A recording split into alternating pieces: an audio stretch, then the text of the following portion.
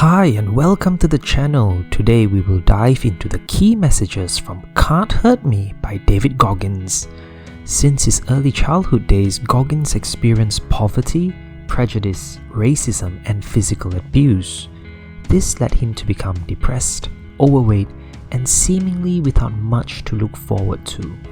However, Goggins managed to transform himself into a US Armed Forces icon, being the only man in history to complete training as a Navy SEAL, an Army Ranger, and an Air Force Tactical Air Controller.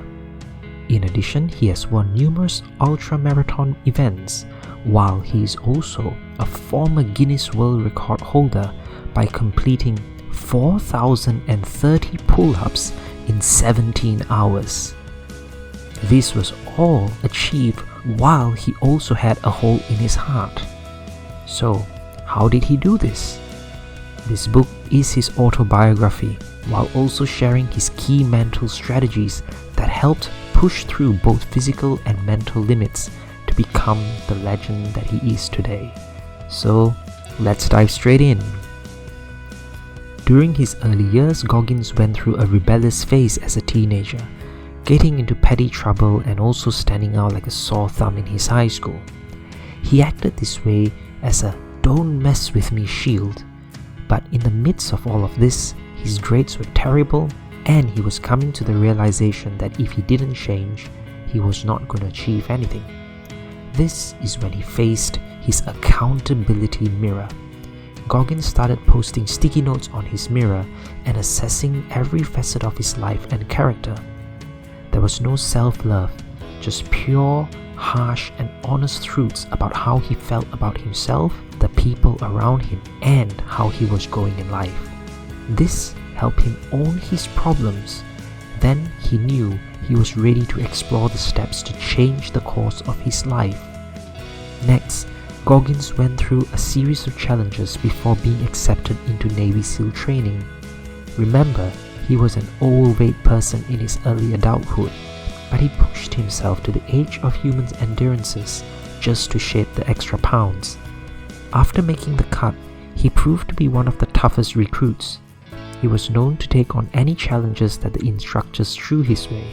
Sometimes he would start humming a song or singing in the midst of physical punishment to perk both himself and his fellow teammates. As a result, the instructors would be baffled by this very stoic defiance. Goggins called it taking the soul. This is when you know the opponent is starting to waver in face of your perseverance. In other words, they can't break you, they can't shake you, and they can't hurt you. So anytime you face challenges by colleagues, families, or superiors, don't resist blindly, rather strategize and push to excel in whatever you are doing. And this will keep many mouths closed for a long time. The art of taking souls, however, does not come easy, and that is why Goggins advocates the need to develop a calloused mind. A calloused mind is cast by regularly stepping outside your comfort zone. As mentioned, Goggins graduated as a Navy SEAL and was considered a star recruit, but that wasn't enough. He then explored other aspects of the defense force to learn new skills, meet new people, and push his own boundaries. He advocates that everyone should take small steps to engage in things that make you uncomfortable. And the more you engage in these activities, the stronger you will become. You will then develop a more productive, can-do attitude in any stressful situation. That is the power of the calloused mind. Now, you would think with all his accolades, Goggins would take a break. But no, he pursued ultra-marathons and world records. Why? Because Goggins really believed that most people only tap into 40% of our capabilities, what he calls the 40% rule. He believed in the need to push past pain and demolish fear before one reaches their full potential. So, by using the techniques discussed earlier, Goggins believed that anyone can maximize who they are meant to be. As motivation, Goggins taps into what he calls the mental cookie jar. This cookie jar is a collection of the very small victories that you have achieved in life.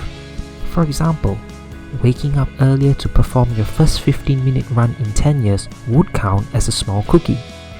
These small wins have profound effects, and in the face of difficulty, Goggins reminds that you need to tap into the emotional state and feeling of these small victories. The small bursts of motivation can serve as a spark to keep going in the face of adversity.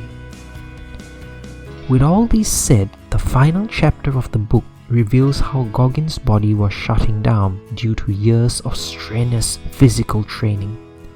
He starts to reflect on how self-care was neglected, and as he never stretched, his body was battered. Hence, Goggins, in typical fashion, committed to 3 to 6 hourly daily stretching regime to become leaner, more agile, and less injury prone. In essence, he sharpened his skills further by honest self-reflection. In short, I believe this book reveals how much can be achieved if the mind is trained to endure whatever is thrown at it.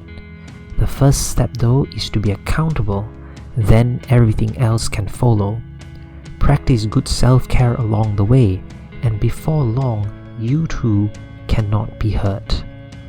Thanks for staying right to the end. I hope you enjoyed this video, and please support the channel by subscribing, commenting, and leaving a like. I look forward to seeing you again soon.